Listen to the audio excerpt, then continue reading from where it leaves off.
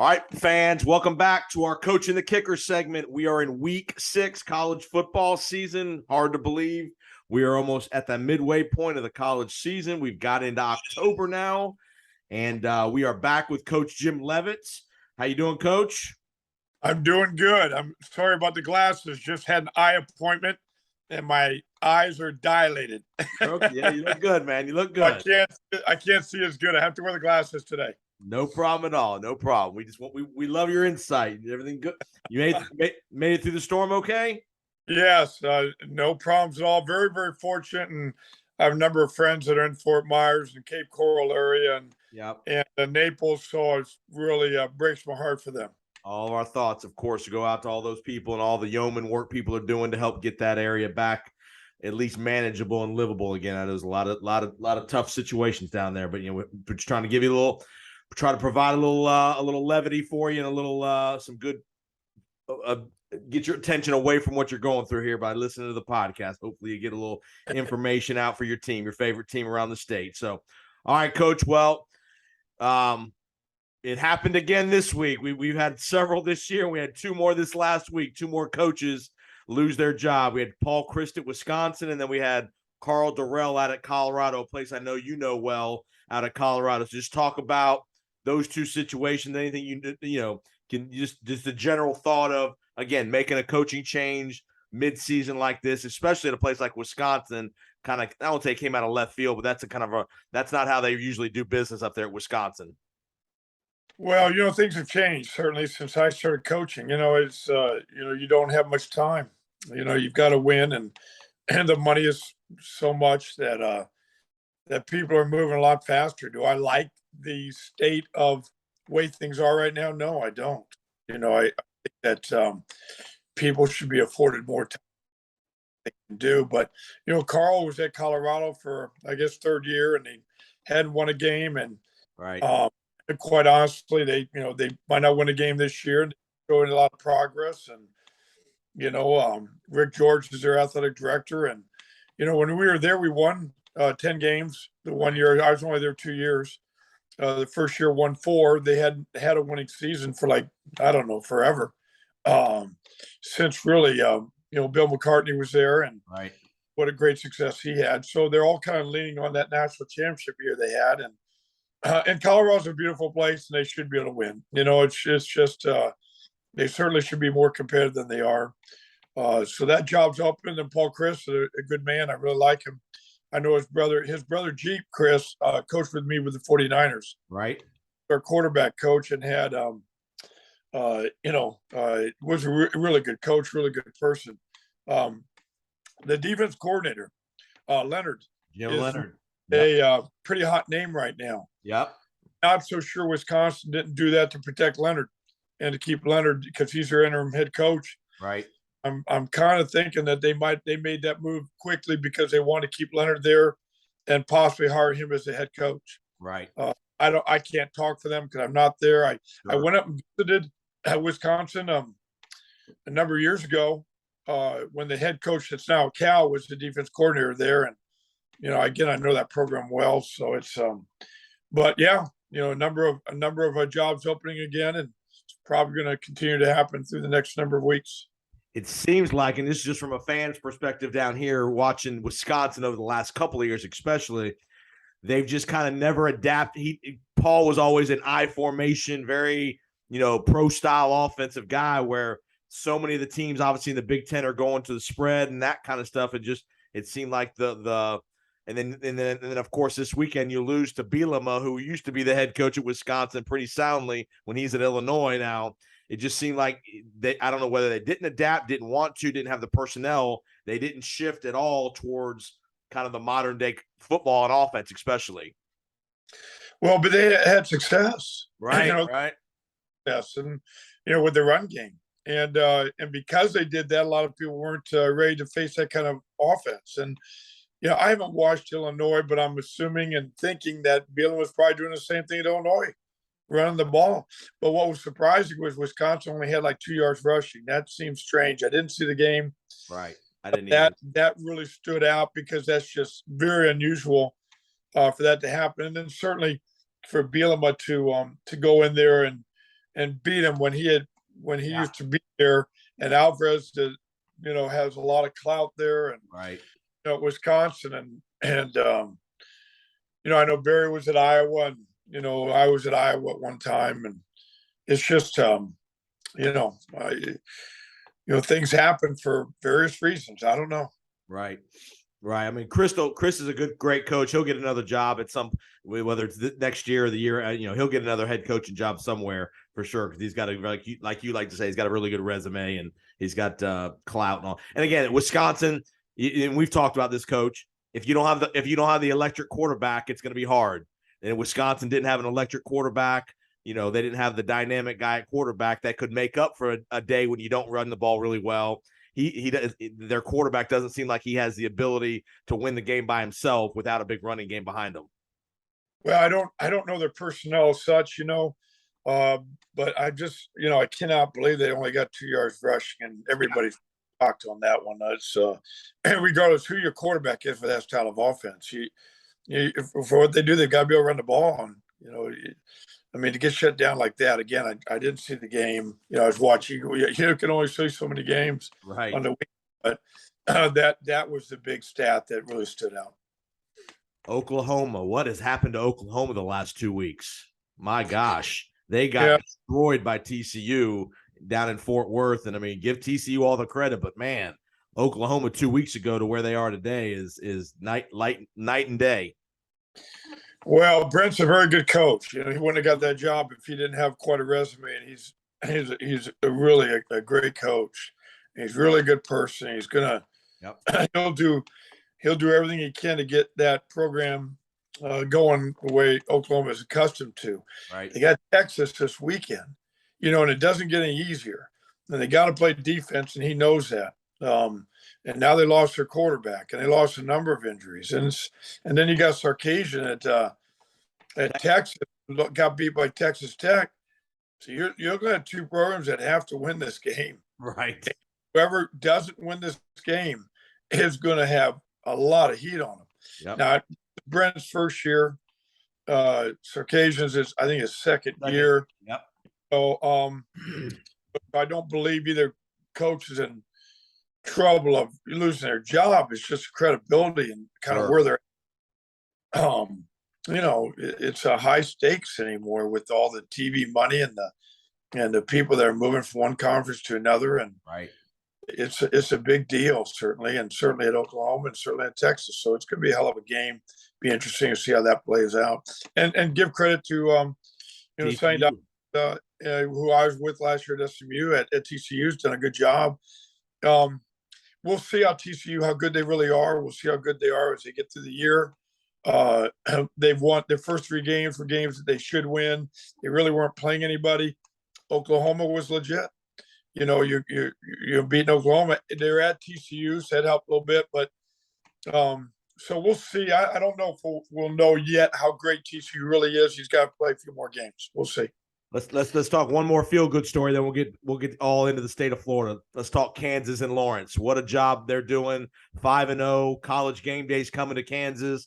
It reminds me kind of a similar circumstance of what you did at USF. Building that, they were down, and he's built that Leipold. I don't know if you know him or not, but Leipold has really built that program the last, he's taken his lumps, and now they've got a pretty good team, got a good quarterback, and they're 5-0. You got to give him all the credit in the world. This guy's done some amazing things everywhere he's gone. I believe he was at Buffalo before. And Brian Borland is their defense coordinator who played for me at Morningside College. About that. And when I first got into coaching, my first job was I was a GA at Missouri, but then I went to Dubuque, the Dubuque Spartans and Morningside College Chiefs. And Brian was a safety for me. So it's really kind of fun watching that. And, we'll see how that all plays out. And, but Kansas has done a very good job so far. No. Where's Morningside? How does Coach Levitt start his career at Morningside College? How does that come about? I'm not sure still. I played at Missouri and a guy named Don Birmingham called me to offer me a job at Dubuque. And then Tim McGuire was the head coach at Morningside College. And after at Dubuque was Division III and Morningside was Division II. Yeah. So we had scholarships, and they hadn't had a winning season. George Allen, if you remember that name, Yeah. that's where he started his coaching career, as Morningside College. Wow. And in fact, George Allen, before he passed, came into a game. We titled it the Corn Bowl, and George came in and was in my office. That we had a game that night, and he was in the office about 4, and we started drawing up the 46 defense on my board, and George Allen looks right at me and says, "Jim, I want you to run this defense tonight." Allen, I have great respect for you, and man, it's a great defense. I don't think I can get it in the next 2 hours. But some people that heard of George Allen, that was pretty neat to be able to be in the same room with George Allen for a while. Yeah, and then I played an all-star game with his son, who became a GM, Bruce Allen. Bruce Allen here in the Buccaneers with Coach Gruden here at the Bucs and the Raiders and Washington for a long time. Yep. Right. So I got to know Bruce in an all-star game I played in, but we could go off on tangents. So we got to get locked back in. The coach is always in you, man. We always got to stay on schedule. Right. All right, let's get to the state of Florida. So I want to start I want to start down at FIU.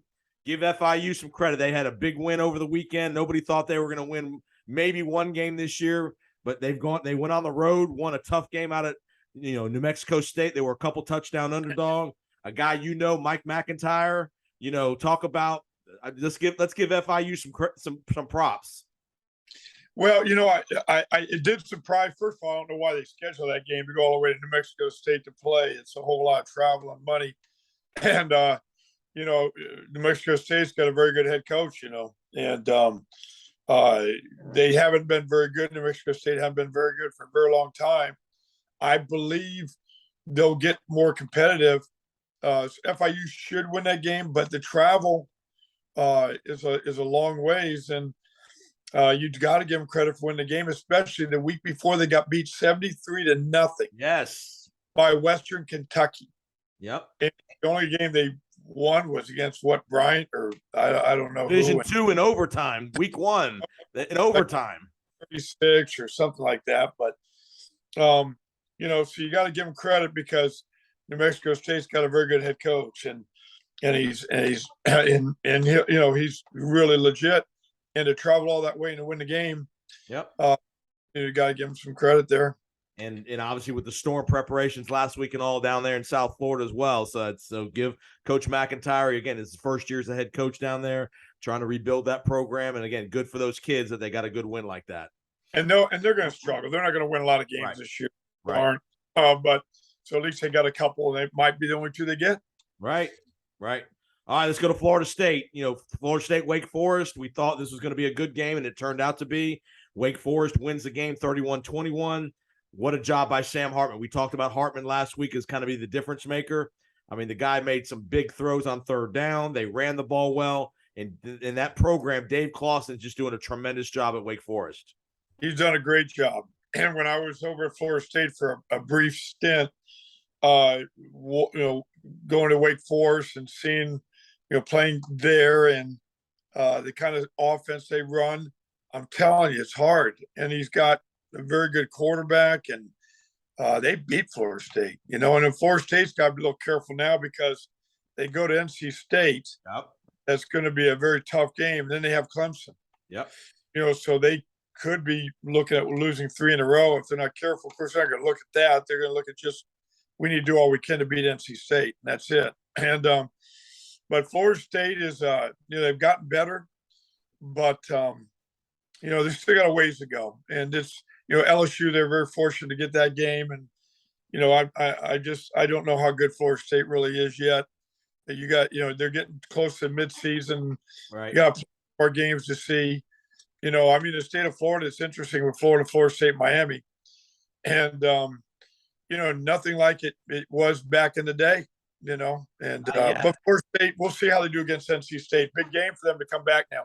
They need to win NC State to shows some more credibility. Absolutely. No, you're right. Because they're still in the mix for the division title if they win this game. But if they lose this next game, there'd be two conference losses. They'll be in a little bit of trouble to have any viability to win their side of the and obviously the Clemson game then becomes not nearly as important as it could be if they were to win NC State. So we mentioned it defensively for Florida State. They're not quite there yet. I mean, they're getting better, but they're not there yet defensively. And their offense is not as dynamic as it needs to be. They got good players, but they're not quite as dynamic as they need to be. Again, that's a game they should have won, in my opinion, against Wake Forest. Well, Wake's pretty good. They had Clemson. That's true. You're right. And there are people that would debate you on that one because Clemson was lucky as can be to get out of overtime, a double overtime win, I believe. And Wake's a legit team. Now, if we're talking about the teams that Coach Bowden had back in the day, right? Yes, but we've got to be honest. Florida State is not the Florida State. Yeah, that was when they won the national championships and won, ACC all those years in a row. They're just not the same team, and they're a good team right now, but they're not a great team. And so they've still got work to do. And Wake's a very good football team. Give them credit for sure. All right, listening to the Coach and the Kicker segment. I'm Jason with Coach Jim Leavitt, looking good in his Miami Vice sunglasses down there.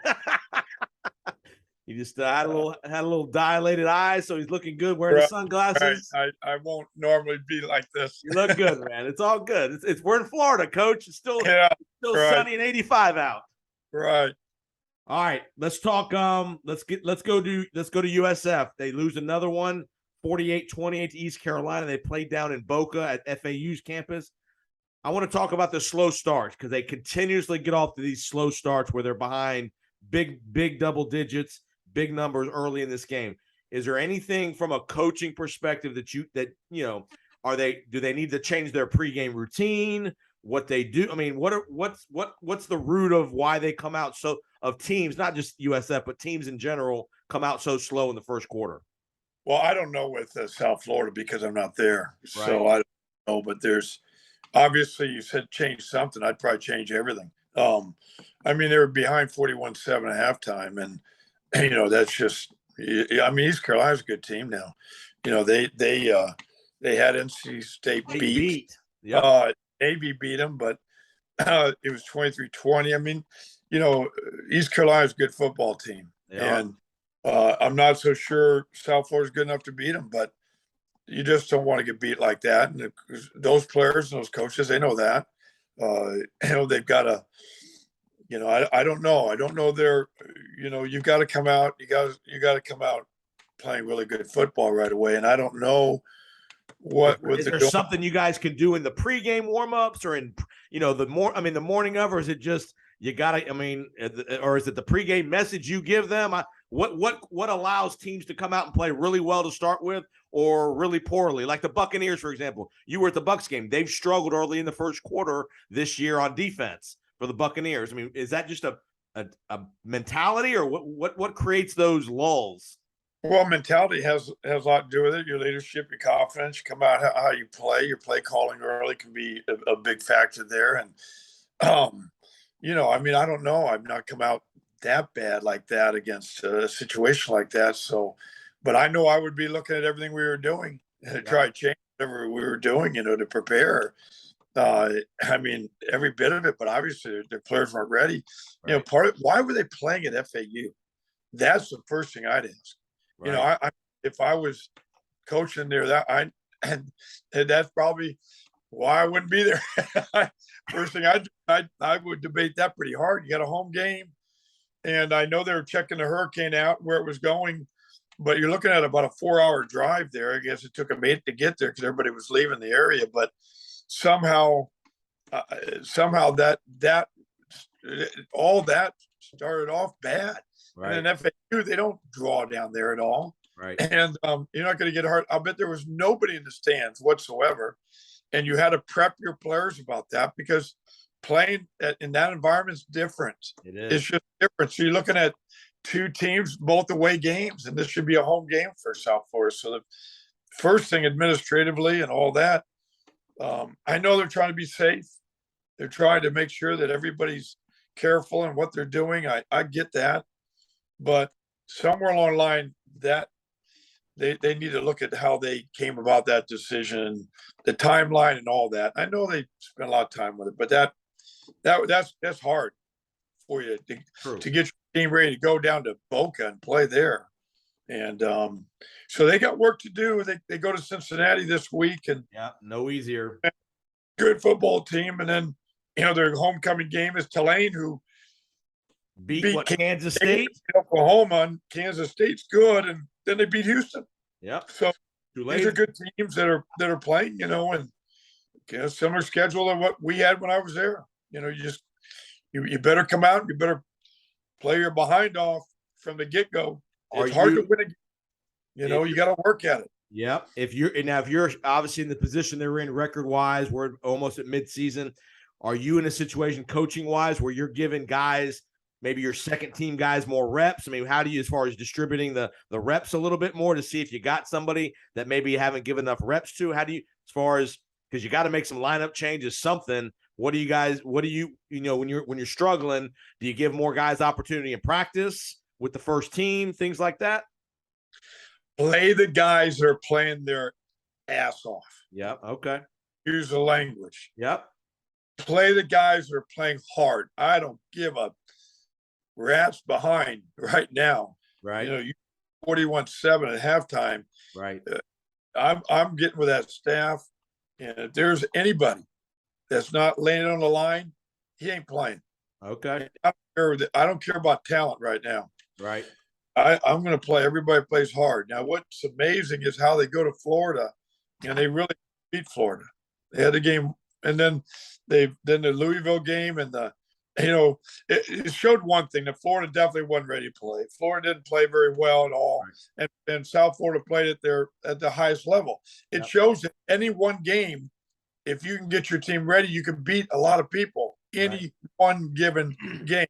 Doesn't mean you have to be better than another team. South Florida's not better than Florida, but for one night, they had a chance to beat them. They did.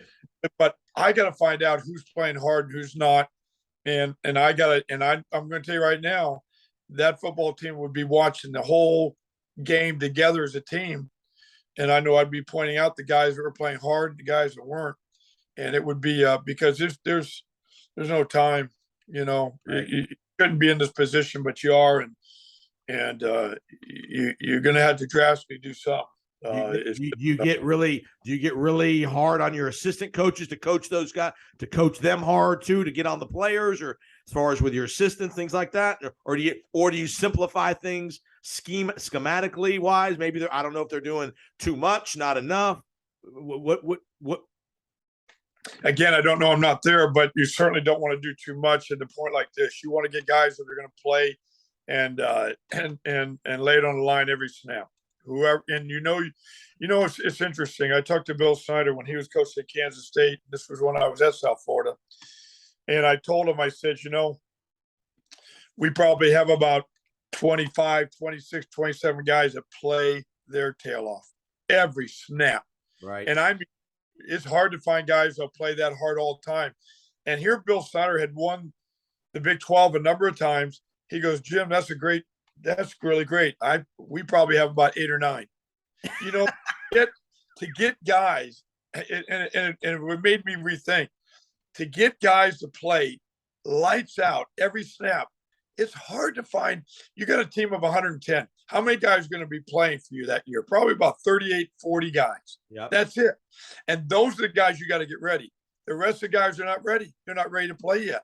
And out of those 38, 40 players, they need to play as hard as they possibly can play. Now, out of that group, obviously, that's not happening right now. So if you have somebody that's continually not playing hard, but he's very talented, I don't care. He can be as talented as he wants. And I can always have those one-on-one talks with the guy. But if he ain't doing it, it's not fair to your team. The number one thing you got to do is you got to play hard. That's something you can control. And then you're right. The scheme-wise, they certainly have to look at all of that. And I know those are good coaches. They wouldn't be where they are right now if they weren't good coaches. So they're going to have to look in the mirror themselves, which they'll do. You don't have to yell at your coaches and scream at them and do all that. if they care about your program and you've hired the right guys, then they're going to be so hard on themselves that you don't need to. You know, it hurts them as much as how do you teach a kid to play hard? You don't. Yeah. Well, you know how you teach somebody to play hard? You have depth. You have somebody that's playing behind him that takes his job. And that's the truth. That's a great answer. Know, why the best motivator is somebody that's sitting right behind you, pushing to start. And that's where you talked about where you might have to make some changes. You know, if you got, try these other guys, you got to get people out there going to play hard. If you don't play hard, you're not going to win. You have no chance. I don't care what kind of. And the scary part is a lot of times it's the kids that are not as talented that play the hardest. It's the kid that's undersized or just is, whatever. Those are the kids on your team that play the hardest. And you hate to say it, they're just maybe not talented enough to be at that level to play all the time. But those are the kids you want so many of because they play so hard. They are talented. They are talented because they play hard, and that's a talent. And so they are more talented than those guys, in my opinion. And then you go down to play, FAU, and FAU goes to North Texas and gets beat. I know. And there's some issues, obviously, there. They're giving up a lot of points, and FAU should not be in that position. Now they play Rice this week at home, and they'll probably get after Rice, I think. So they've got a little bit better chance to get back on a winning column than South Florida.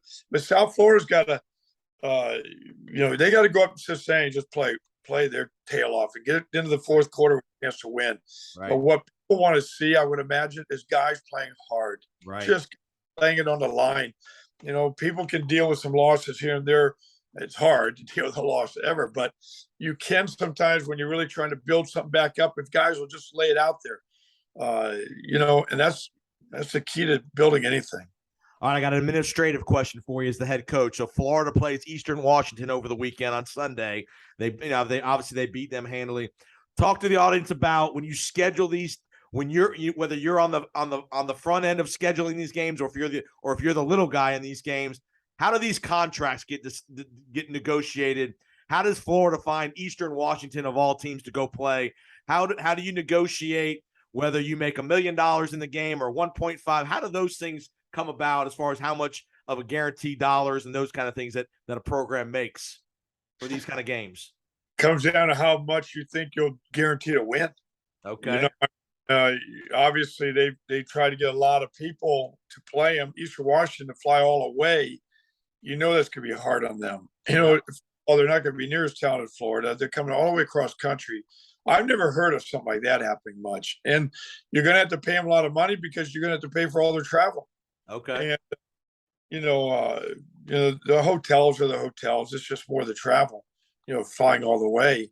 Those kind of programs are looking for money, and they're paying them that way. But I did all our scheduling, and I got all those kind of teams to come into play South Florida the first few years. Paul Griffin was kind enough to allow me to really be a real key. We worked together on it, but I really had a final say with him, really on who we were going to play. And the first year, basically, I did a lot of that scheduling. Yeah, I got Kentucky Western to come down to play our first game for $20,000. How do you do that? And I told him, I said, you, and I knew they'd had to bust down, so I was happy about that. And I said, what does an average weekend, if you're South Florida, when you played Penn State, for example, I'm just picking Penn State from back in the day, how much would it cost USF to travel to Happy Valley for a weekend? Ballpark. Oh, that's going to be hard. It's hard to know. 100 some thousand. I remember our normal price that we got for a lot of teams would pay us about $650. Okay. To come and you want to make, 300,000 or 400,000 off that if you can. Right. So, no more than a couple 100,000. And if anybody knows that's listening, and if I'm way off, don't holler at me because it's been a while. And certainly the numbers are different now. Sure. It's different than when I was, coaching in South Florida. So I got you. The economics are different. It's just so much more money now. So do most head coaches have a lot of say in their non-conference scheduling, or is it more the AD? AD. Okay. Pretty much AD controls that now, and very seldom if your AD is I think legit and good, he's always going to talk to the head coach about schedule. But it's hard. you know, of course, that's why you get in a conference, because most of your games are set. Remember, we were independent in South Florida. Right. It was getting really hard to schedule because nobody wanted to play us, because we were pretty good. You were beating them. You were beating them in their place. Games. We were winning some games. So, you know, so now you're looking at just 3 or 4 games you got to get, but you got to make sure you win those non-conference games, and you got to hope you don't have an AD that, I mean, like, you know, you look at South Florida right now, they're not ready to play the BYU's, Louisville's, and you know, and Florida's, all in the same year. That's the thing. They play them all. When you play them all in the same year, that's where it makes it hard. Well, they got Alabama coming in next year. It's now we did, and I don't know, you know, I mean, I never forget the year we played Miami down the Orange Bowl, and we played at Penn State with Joe Paterno, and we played Petrino with Louisville, and Florida. Those were our first 4 games. We were fortunate to win 2 of them, but we had some tough schedules. It was really hard, and we were fortunate to win a lot of close games. You know, so credit to you, Coach. Credit to you. Well, I don't like hearing that. You know that it's all about the staff, and it's all about it's all the other stuff. You know, and I realized that it wasn't me at all. I had a good staff and good coaches, and the players had good leadership. You know, the guys played hard, and that was it. And then certainly we had, I mean, the Tampa Bay community is unbelievable, and we had so much support. It was just, the support was incredible. So, you know, all those things together, you know, builds a team to win, you know, and, you know, we were never that great, I guess, but we won a bunch of games. That's for sure.